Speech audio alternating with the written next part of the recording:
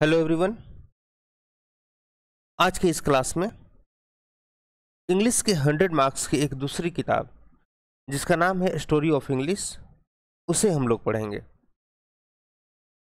यह 11th और 12th दोनों में पढ़ाई करनी है। जैसा कि रेनबो 11th के लिए पार्ट 1 और 12th के लिए पार्ट 2 है, लेकिन यह किताब स्टोरी ऑफ इंग्लिश 11th और 12th दोनों में सेम ही है।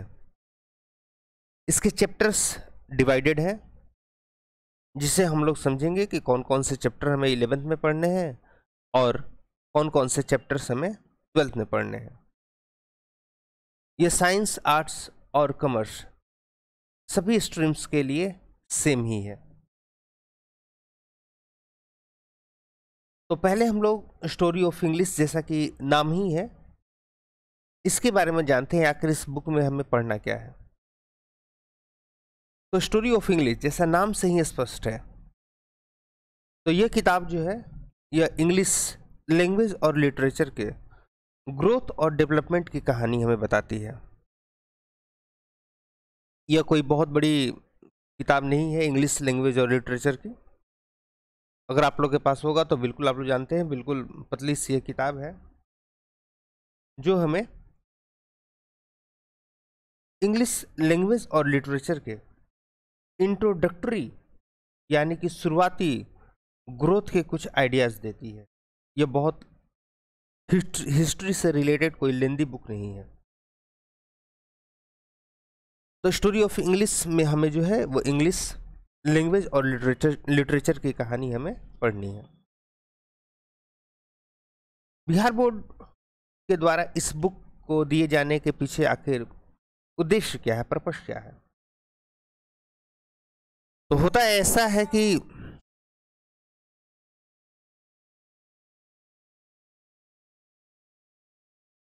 तो ऐसा देखा जाता है कि इंग्लिश के वर्षों की पढ़ाई के बाद भी इंग्लिश के ग्रोथ और वेराइटीज़ के बारे में हमें बहुत कम ही नॉलेज होता है। हम लोग बहुत कम जानते हैं कि आखिर कैसे इसकी शुरुआत हुई, इसके कौन कौन से प्रकार हैं। हम लोग ज़्यादातर इसके सही और गलत प्रयोग पर ही ध्यान देते हैं।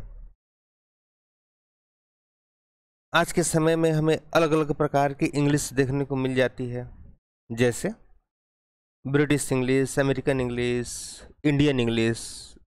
हाँ, बिल्कुल इस बात को याद रखिएगा कि इंडियन इंग्लिश जो है वो आज अपनी एक अलग पहचान बना चुकी है।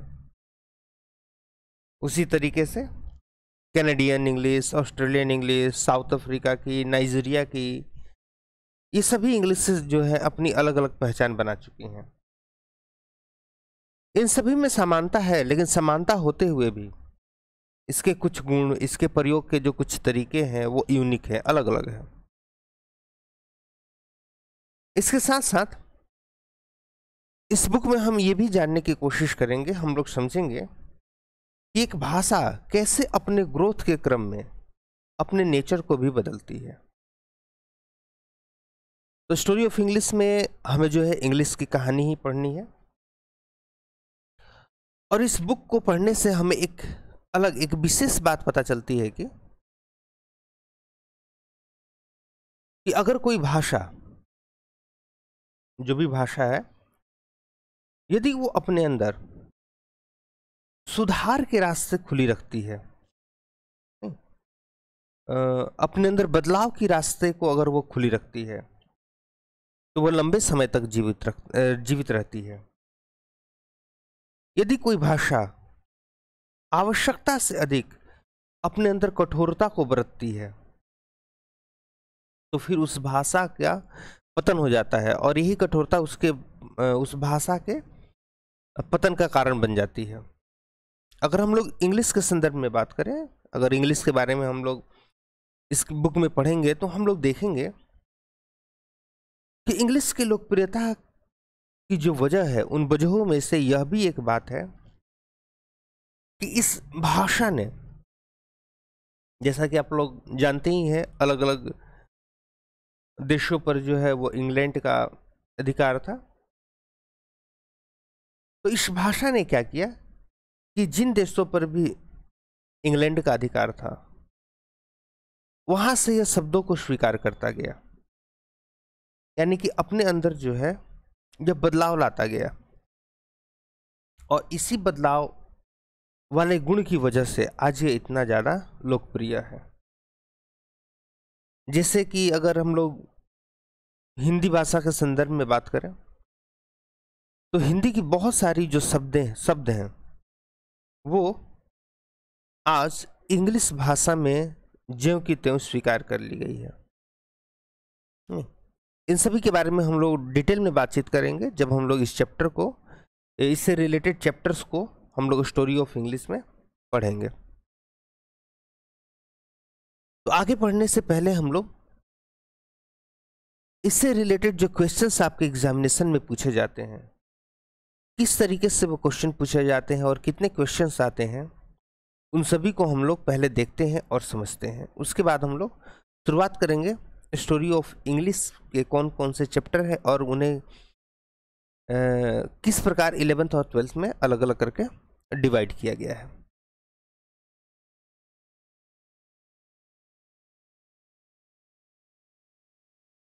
इन चैप्टर्स को हम लोग समझेंगे किस प्रकार इन्हें डिवाइड किया गया है सभी चीज़ों को, लेकिन उससे पहले हम लोग जरा क्वेश्चंस को देख लें, किस प्रकार से क्वेश्चंस जो है वो आप लोग के एग्जामिनेशन में पूछे जाते हैं। ठीक है, तो अभी देख रहे हैं आपके सामने जो है ये 2020 जो एग्जामिनेशंस 12 के हुए हैं उसका ये इंग्लिश का पेपर है, और जैसा कि पहले ही बताए थे 100 मार्क्स में जो है स्टोरी ऑफ इंग्लिश के क्वेश्चंस आते हैं। तो ये 100 मार्क्स का पेपर है 2020 का। अगर क्वेश्चंस जो पूछे जाते हैं उसके बारे में अगर हम लोग बातचीत करें तो सबसे पहले देखते हैं ये जो बुक से जो क्वेश्चंस आते हैं 37 से लेकर के 60 नंबर तक, उसमें ये क्वेश्चंस आपको मिलेंगे और ये कोई अलग से लिखा हुआ नहीं रहेगा, इस बात को ध्यान में रखिएगा। अलग से ये लिखा हुआ नहीं रहेगा कि ये स्टोरी ऑफ इंग्लिश का क्वेश्चन है और ये जो है वो रेनबो पार्ट 2 का क्वेश्चन है। आपको खुद देख करके समझना पड़ेगा। क्वेश्चंस बिल्कुल आसानी से समझ में आ जाएंगे। कैसे हम लोग जो है वो समझेंगे इसके बारे में हम लोग बाद में बातचीत करेंगे। क्वेश्चन देखिए आपके सामने, ये जो क्वेश्चन है ये क्वेश्चन जो है स्टोरी ऑफ इंग्लिश से पूछा गया है। क्यों ये स्टोरी ऑफ इंग्लिश का क्वेश्चन है ये बिल्कुल आप समझिएगा जब हम लोग स्टोरी ऑफ इंग्लिश पढ़ेंगे तब। और एक छोटी सी बात ये भी जान लीजिए कि जैसे स्टोरी ऑफ इंग्लिश में हमें लैंग्वेज और लिटरेचर के बारे में पढ़ाई करनी है, तो लैंग्वेज क्या होता है, लिटरेचर क्या होता है, ये सारा कुछ अभी हम लोग समझेंगे। तो लैंग्वेज और लिटरेचर से रिलेटेड जितने भी क्वेश्चंस रहेंगे, खास करके ऑथर से रिलेटेड जो भी नाम से रिलेटेड जो क्वेश्चंस रहेंगे वो स्टोरी ऑफ इंग्लिश करेंगे। जैसे देख सकते हैं 39 में जो है ये स्टोरी ऑफ इंग्लिश का क्वेश्चन है। 41 में देख सकते हैं ये भी जो है स्टोरी ऑफ इंग्लिश की क्वेश्चन है। ये 45 स्टोरी ऑफ इंग्लिश की क्वेश्चन है। 49 स्टोरी ऑफ इंग्लिश की क्वेश्चन है। 51 ये भी स्टोरी ऑफ इंग्लिश का ही क्वेश्चन है। 54 ये भी स्टोरी ऑफ इंग्लिश का ही क्वेश्चन है। ठीक है, तो ये जो क्वेश्चंस थे वो ऑब्जेक्टिव टाइप जिसके 4 ऑप्शंस रहते हैं। उसके बाद आपसे क्वेश्चन आंसर के रूप में भी स्टोरी ऑफ इंग्लिश के क्वेश्चन पूछे जाएंगे। शॉर्ट जो आंसर आपको देने होंगे 40 to 50 वर्ड्स में, उसमें भी स्टोरी ऑफ इंग्लिश के क्वेश्चन रहेंगे। तो ये ए से लेकर के जी तक ये जितने भी क्वेश्चंस हैं ये सभी रेनबो पार्ट 2 के हैं, और एस से लेकर जे तक जो ये क्वेश्चंस हैं ये स्टोरी ऑफ इंग्लिश के क्वेश्चन है। जो ये शॉर्ट आंसर टाइप रहेगा इसमें एक क्वेश्चन का आंसर देने पर आपको मैक्सिमम 2 मार्क्स गेन कर पाएंगे, और सारा ऑप्शन के रूप में दिया हुआ रहेगा। अगर आपको स्टोरी ऑफ इंग्लिश का कोई भी क्वेश्चन का आंसर नहीं याद है तो घबराना नहीं है, आप रेनबो का जो है वो सॉल्व कर सकते हैं, क्योंकि यहाँ देख सकते हैं आपको केवल 5 का ही आंसर देना है। तो ये शॉर्ट आंसर। इसके आगे हम लोग बढ़ें तो लॉन्ग आंसर में भी आपको मिल जाएंगे, जहाँ पर 100 to 120 वर्ड्स में आपको आंसर देने होते हैं, और यहाँ पर एक क्वेश्चन 5 मार्क्स का रहता है। यहाँ देख सकते हैं आपको ऑप्शन के रूप में जो है वो 3 क्वेश्चंस पूछे गए हैं। अगर आप इसे नहीं सॉल्व करना चाहते हैं तो बिल्कुल घबराने की ज़रूरत नहीं है, आपको केवल 3 ही सॉल्व करना है। आप ए सॉल्व कर दें, बी सॉल्व कर दें, डी सॉल्व कर दें, ई सॉल्व कर दें, जो भी आपको सॉल्व करना है वो सॉल्व कर दें। तो इस तरह से आप देख सकते हैं, और कितने क्वेश्चंस पूछे जाते हैं उसको आप काउंट कर सकते हैं। ये कोई बहुत बड़ी बात नहीं है कि अगर हम बताएंगे स्पेशल रूप से कि 3 ही क्वेश्चन पूछा जाएगा, तो ऐसी कोई ज़रूरी नहीं। तो यहाँ देख सकते हैं ये 3 क्वेश्चंस पूछे गए हैं, यहाँ 3 क्वेश्चंस पूछे गए हैं, यानी कि आंसर देने के लिए आपको 6 पूछे जा सकते हैं, इससे ज़्यादा भी हो सकते हैं, लेकिन ये ऑप्शन के रूप में ऑप्शनल है। आप कितना सॉल्व करना चाहते हैं, या सॉल्व करना चाहते हैं या नहीं सॉल्व करना चाहते हैं। यहाँ देख सकते हैं 1 2 3 4 5 6,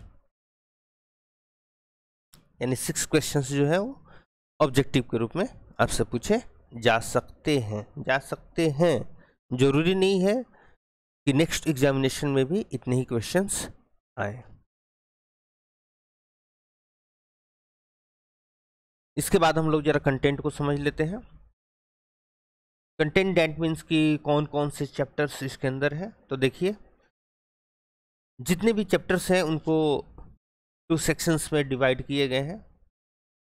सेक्शन 1 जो है वो स्टोरी ऑफ इंग्लिश लैंग्वेज, जिसमें आपको हाउ इंग्लिश बिगेन, नहीं, English down the ages, old English, middle English, modern English, English as a world language, global English, future of English, ये 8 चैप्टर्स जो है वो सेक्शन 1 में हमें पढ़ना है।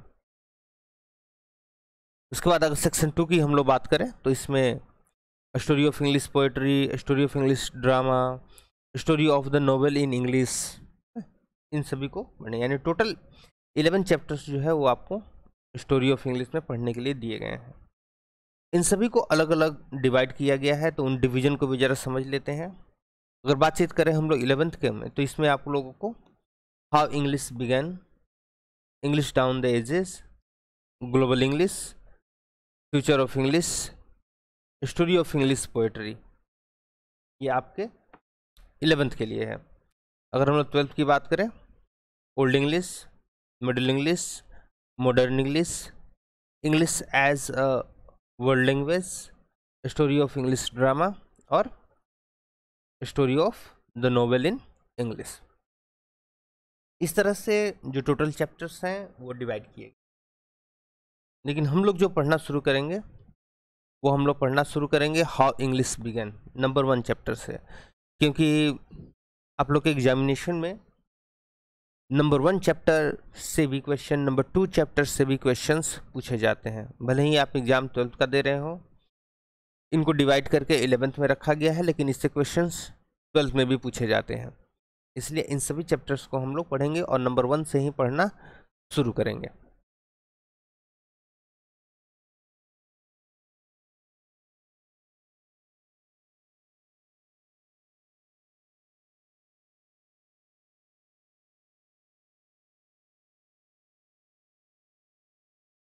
तो जो ये स्टोरी ऑफ इंग्लिश जो ये बुक है, अगर इस बुक को हम लोग देखें और इसमें दिए गए चैप्टर्स को अगर देखें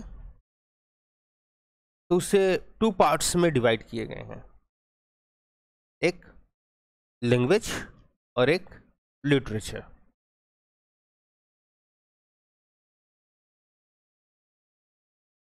दैट मीन्स कि स्टोरी ऑफ इंग्लिश को 2 पार्ट्स में डिवाइड किया गया है, लैंग्वेज और लिटरेचर, भाषा और साहित्य। तो ये लैंग्वेज यानी कि जो भाषा है ये क्या होती है और साहित्य क्या होती है, इसे भी हम लोग समझेंगे। तो जो लैंग्वेज है उसके लिए डिफिनेशन हम लोग क्या यूज करते हैं। सबसे पहले लैंग्वेज को जरा हम लोग समझते हैं और उसके बाद फिर लिटरेचर को समझेंगे। एक सिंपल तरीके से हम लोग ये भी कह सकते हैं कि लैंग्वेज और लिटरेचर में अंतर क्या है। तो भाषा हम लोग उसे कहते हैं जिसका प्रयोग हम लोग बोलचाल में करते हैं, यानी कि जिसका हम लोग प्रयोग करके अपनी बातों को दूसरों तक पहुंचाते हैं। अपनी बातों को दूसरों तक पहुंचाने का हमारा जो माध्यम होता है वह भाषा कहलाता है। और जब इसी भाषा का प्रयोग कर कुछ रचना की जाती है तो वह रचना साहित्य कहलाती है। तो दोनों में क्या बेसिक अंतर है ये आप समझ सकते हैं। फिर भी हम लोग बातचीत करते हैं जरा डिफिनेशन की, जो आपके सामने है।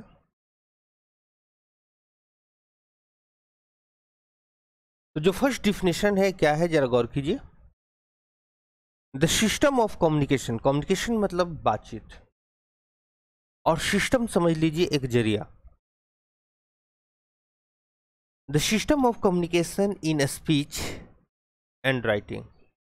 स्पीच हो गया बोलना हमारा, और राइटिंग लिखना हमारा।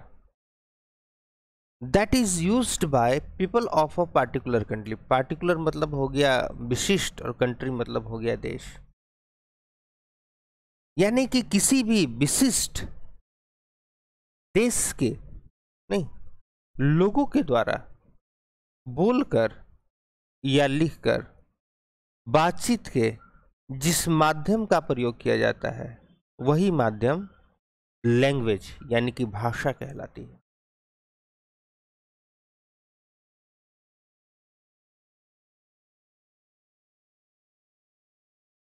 यहां पर पार्टिकुलर कंट्री का प्रयोग क्यों किया गया है, तो किसी भी देश की अगर हम लोग बातचीत करें तो हर एक देश की अपनी अलग अलग भाषाएं हैं। तो भाषा हम लोग किसे कहेंगे, तो भाषा बातचीत का वह माध्यम है नहीं जो बोलकर या लिख करके लोगों के द्वारा किसी भी विशिष्ट देश में प्रयोग किया जाता है, उसे हम लोग भाषा कहते हैं। यानी कि किसी भी विशेष देश के लोगों के द्वारा बोलकर या लिख करके बातचीत करने के जिस माध्यम का प्रयोग किया जाता है उस माध्यम को हम लोग भाषा कहते हैं। एक और डिफिनेशन दिया गया है, the system of sounds and writings human beings use express their thoughts, ideas and feelings.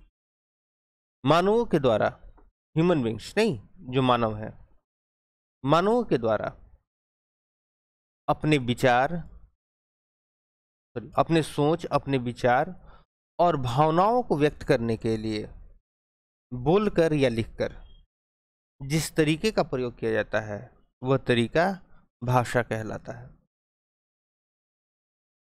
तो मानो अपने सोच, विचार और एहसास को व्यक्त करने के लिए जिस माध्यम का प्रयोग करेंगे, चाहे वो बोलकर या लिखकर, वह माध्यम भी भाषा ही कहलाएगी। तो इस तरीके से हम लोग देख सकते हैं लैंग्वेज नहीं। अगर हम लोग देखें लैंग्वेज को बोले जाने के आधार पर नहीं, तो यह जो है 3 भागों में बटी हुई है। कोई भी भाषा 3 भागों में बटी हुई है, जैसे इंटरनेशनल लैंग्वेज, लोकल लैंग्वेज और डायलेक्ट। अगर हम लोग देखें डायलेक्ट, तो डायलेक्ट एक छोटे से स्थान पर नहीं, जो एक छोटे से स्थान पर जिनका प्रयोग किया जाता है, जिसे हम लोग बोली भी कहते हैं। अगर लोकल लैंग्वेज की हम बात करें तो उससे थोड़े बड़े स्थान पर, और जो इंटरनेशनल लैंग्वेज की अगर हम बात करते हैं, दैट मीन्स कि यह हमारे पूरे विश्व को दर्शाता है। तो इस तरह से जो लैंग्वेज है वो एक माध्यम है जिसके द्वारा हम लोग अपने बातों को दूसरों तक पहुंचाते हैं। अब दूसरी अगर हम लोग बातचीत करें लिटरेचर, साहित्य की, तो साहित्य के बारे में अलग अलग डिक्शनरी में अलग अलग बातें बताई गई हैं। अलग अलग विद्वान लोगों ने कुछ अपनी अलग अलग विचार व्यक्त किए हैं, तो उनको हम लोग एक एक करके जरा समझने की कोशिश करते हैं। तो पहले डिफिनेशन पर जरा हम लोग ध्यान देते हैं। Literature can be defined as pieces of writing that are valued as works of art, especially novels, plays और poems. ये ऑक्सफोर्ड डिक्शनरी के अनुसार इस बात को कही गई है। तो ऑक्सफोर्ड के अनुसार क्या कहा गया है कि लिटरेचर कैन बी डिफाइंड, हम लोग लिटरेचर कह सकते हैं किसको, जैसा कि शुरू में ही हम लोगों ने बातचीत की थी कि जब भाषा का प्रयोग कर किसी भी चीज की रचना की जाती है तो उस रचना को हम लोग साहित्य कहते हैं।